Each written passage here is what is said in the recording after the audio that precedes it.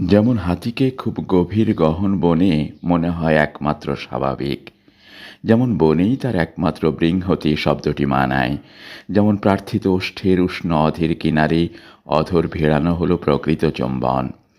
আমি হরিণকে লোকালয়ে হরিণ বলি না, বলি অসহায় কোমল করুণ জন্তু।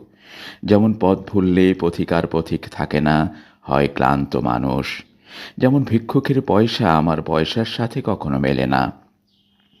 যেমন মেঘের দিনে বিষণ্ণতা শব্দটিকে মনে হয় একা, ভালোবাসতে পারে যেমন কেবল ভালোবাসা। আমি বকুল বৃক্ষকে বোকা খনির ঘরের পাশে কখনো যেমন আর বকুল বলি না, বলি তার আচ্ছাদন, তার পাতার হরিত পটভূমি। যেমন যৌবন আজ যন্ত্রণায় আমার মনন বোধে আমাকে খরচ করে শেষকালে তৃপ্ত হয় আমারই মজ্জায়। আজ আমিও কি তাই? তুমিও কি তাদের মতন? নাকি পাকে চক্রে অন্য কিছু, অন্য কোনো কিছু?